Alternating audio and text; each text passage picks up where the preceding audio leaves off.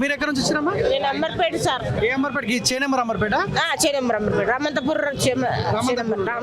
ఎందుకు వచ్చారమ్మా? నాకు ఇల్లు కావాలని వచ్చిన సార్.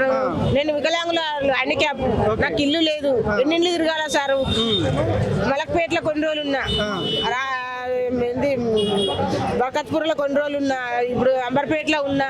మళ్ళీ అంబర్పేటలో 2-3 ఇల్లు మారినా. ఎన్ని ఇల్లు మారాలా సార్? నేను 2016 నుంచి అప్లికేషన్లు పెట్టుకుంటూ వస్తుంటే 15 రోజుల కింద వచ్చి ఇక్కడ అప్లికేషన్ ఇచ్చినా మెసేజ్ వచ్చింది సార్, ఫోన్ రాలేదు. మళ్ళీ ఎందుకు రాలేదని మళ్ళీ ఇక్కడ వస్తే తొందరగా అవుతుందేమని మళ్ళీ ఇక్కడికి వచ్చిన సార్ ఇల్లు కోసం. ఎన్ని ఇల్లు తిరిగా? ఎమ్మెల్యే కాళ వెంకటేష్ కదా? వెంకటేష్. ఆయన దగ్గర లెటర్ కూడా తీసుకురమ్మంటే కూడా లెటర్ తెచ్చిన సార్, అడిగి ఆ లెటర్ తెచ్చిస్తే కూడా తీసుకున్నారు వీళ్ళు, పిన్ను కొట్టి తీసుకున్నారు. కానీ మెసేజ్ వచ్చింది కానీ నాకు ఫోన్ రాలేదు, ఏం రాదు. ఉన్న వాళ్ళకే ఇండ్లు వస్తున్నాయి ఆ టీఆర్ఎస్ ప్రభుత్వం ఉన్నప్పుడు. మరి ఇప్పుడు మాకు హ్యాండిక్యాప్, నేను మిషన్ కుట్టుకొని బతుకుతా.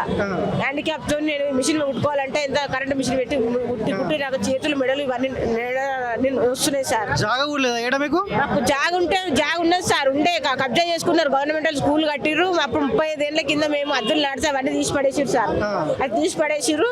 మా మరిది మా పుత్తలో సరి 60-120 గజాల జాగాల ఇల్లు స్కూల్ కట్టిరు. కట్టిండైనా కాలేరు వెంకటేష్ డబుల్ బెడ్రూమ్ కట్టిండా? గత 10 ఏళ్ళ కట్టిండమ్మా? కాలేరు వెంకటేష్ ఏడ కట్టి పాడేండో ఏమో సార్.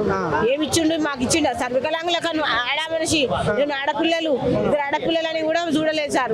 కేసీఆర్ చూడలేదు. మాకు ఉన్నోనికే ఇచ్చిండు సార్. వాని నాకు మాత్రం లేదు. పింఛన్ మాత్రం ఇచ్చిండు సార్. ఏం లేదు. 4016 రూపాయలు వస్తుంది నాకు.